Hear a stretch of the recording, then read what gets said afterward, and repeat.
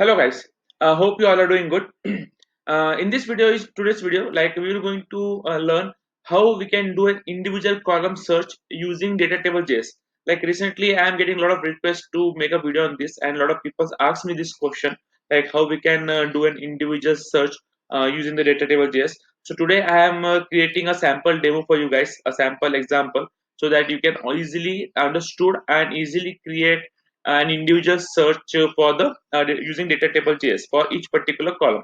So if you can see, I have created a sample, and here, like you can see, under each column there is a search option like position, search position. If I just make a search like accountant, so for this particular position for this particular column, accountants is getting searched. The same thing like for office. Like if I wanted to search Tokyo office, so you can search the Tokyo.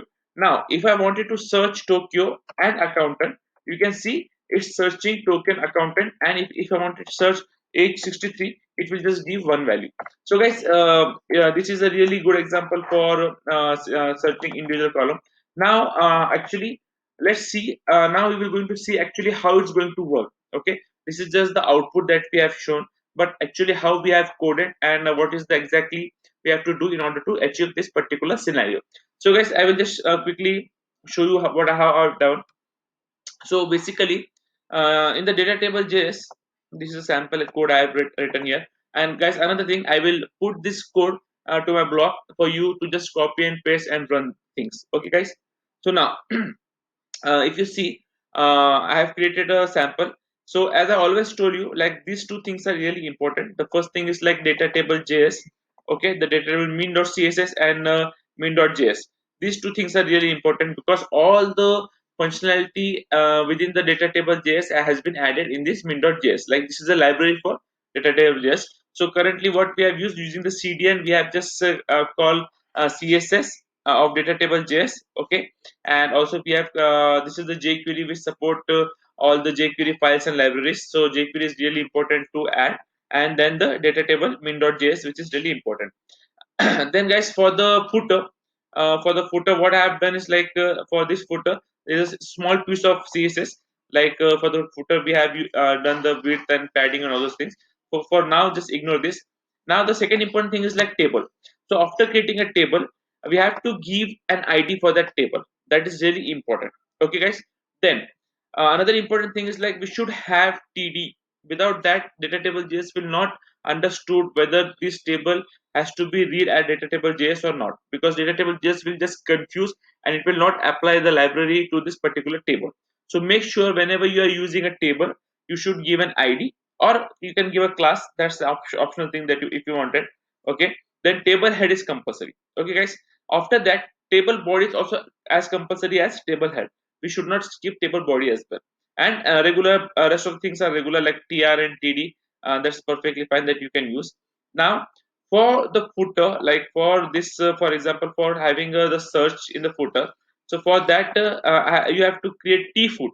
This is also really important aspect in order to run the footer stuff. Okay, so tfoot is important, and then followed by the your whatever like the column name that you have given in the table head.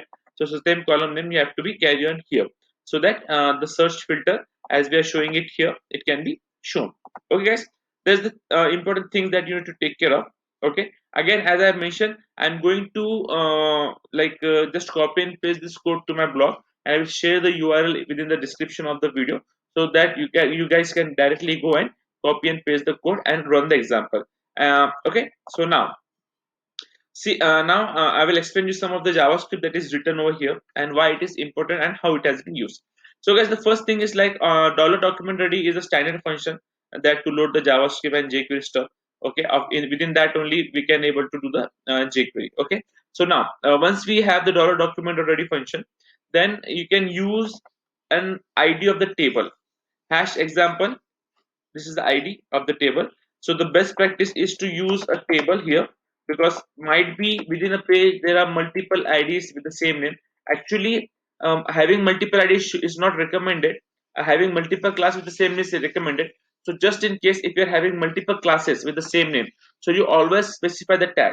Like for example, table having the class or ID example, or any one another div or span or p tag, anything having the same class or id, it will going to conflict. So I recommend always have the tag name over here. Okay, so now table example, okay, within the t foot, okay, and within the th.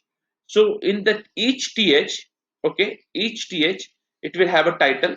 Okay, it will just read the text within the title, and what it is doing is, with under that title, it's actually inputting an input type text with the placeholder search title name. Okay, now if you go here and see position of the title, search position. So what title is taking the title from here. Okay guys, so using this piece of code, what is actually doing, like it is adding a search text box under all the columns. Okay, that's the first thing here. Now second thing what we are doing is we are creating a variable table, and in that table we are adding the example of data table js. Okay, now in that init complete is a function from the data table js. Okay, in that this dot api dot column, so under every column, what is doing, like it's checking input type footer on key change or key up. Like key up, if you press the key and if you just leave the key, it's a key up event. If you just change some text, there's a change. And if you clear the, like on these three events, what is doing is it is searching the values. Okay, okay, that dot search this dot value, what value, like like whatever you are typing it on key up on this that value, it will going to search, and it will going to draw. Like it will, what draw means, it will again draw the all the table and execute the table. Like for example, I'm like doing accountant, what is doing it, it's searching accountant, it's again grabbing all the values and displaying again for us. But it's so fast that it's like it's really showing quickly. Okay guys, the same thing, it's a global search. Here you can search anything, but if you're looking for individual search, this is the example, best example for you guys, for an individual search. So guys, what I'm doing is I'm just sharing this code on my blog. So guys, if you like this video and if you learn something from this video, I request you all to kindly subscribe to my channel, and you can easily have that code on my blog. And thank you so much for watching this video, and thank you for your love and support. Thank you so much. Bye bye.